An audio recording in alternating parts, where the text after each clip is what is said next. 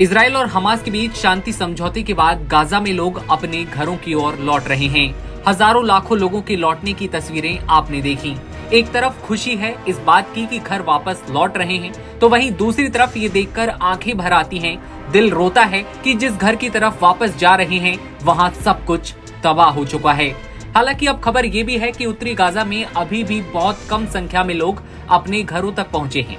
लेकिन इसी बीच हमास ने इजरायली प्रधानमंत्री बेंजामिन नेतन्याहू का मजाक उड़ाया है और कहा है कि उनके पास शांति समझौते के अलावा और कोई दूसरा ऑप्शन नहीं है।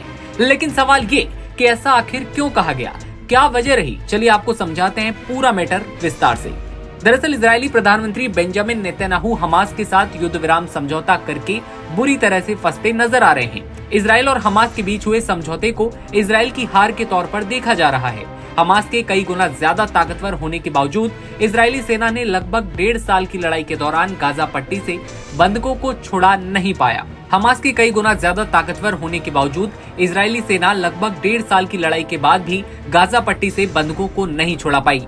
गाजा पट्टी 45 किलोमीटर लंबा और 6 से 10 किलोमीटर चौड़ा इलाका है जो भूमध्य सागर के किनारे बसा हुआ है। इजराइल के साथ युद्ध विराम समझौते के बाद हमास ने प्रधानमंत्री बेंजामिन नेतन्याहू का मजाक उड़ाते हुए तंज भी कसा है। हमास प्रवक्ता सामी अबू जुहरी ने सोमवार रात को ऐलान किया कि मध्यस्थों ने समझौते के दूसरे चरण के बारे में बातचीत शुरू करने के लिए दोनों पक्षों की तत्परता का परीक्षण करना शुरू कर दिया है। उन्होंने तंज कसते हुए कहा, मध्यस्थों ने दोनों पक्षों में यह आंकने की प्रक्रिया शुरू कर दी है कि क्या वे समझौते के दूसरे चरण को शुरू करने के लिए तैयार हैं और नेतन्याहू के पास इस समझौते के साथ आखिर तक आगे बढ़ने के अलावा कोई भी दूसरा ऑप्शन नहीं है। अबू जुहरी ने नेतन्याहू पर लड़ाई में वापस लौटने के बारे में खोखली बात करने का भी आरोप लगाया। उन्होंने कहा कि ये केवल वहां रहने वाले लोगों को खुश करने के लिए था। उन्होंने कहा, युद्ध के बाद के दिन और समीकरण से हमास को हटाने की अवधारणा अब मौजूद नहीं है और गाजा का भविष्य पूरी तरह से फिलिस्तीनी मामला है। गाजा पट्टी के भविष्य के बारे में अबू जुहरी ने कहा, कोई प्रशासनिक समस्या नहीं है और फिलिस्तीनियों द्वारा सहमत नई सरकार की स्थापना का हम स्वागत करते हैं।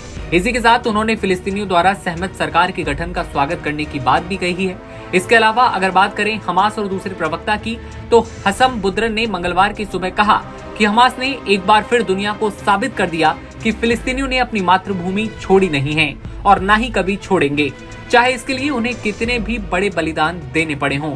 उन्होंने गाजा के नागरिकों की एन्क्लेव के उत्तर में वापसी को सफलता बताया। उन्होंने कहा, आज इजरायली कब्जे और उसके आपराधिक नेताओं, कब्जे वाली सरकार के प्रधानमंत्री बेंजामिन नेतन्याहू और इजराइल के राष्ट्रीय सुरक्षा मंत्री इटमार बेन ग्वीर के नेतृत्व में गाजा पट्टी में हमारे सम्मानीय फिलिस्तीनी लोगों को स्थापित करने के सभी प्रयास विफल हो गए। ये बयान एक चल रहे बंधक सौदे के बीच और गुरुवार को तीसरी रिहाई से पहले आए हैं। ऐसे में देश दुनिया की तमाम खबरें आप सबसे पहले देखते रहने के लिए बने रहिए NBT ऑनलाइन के साथ।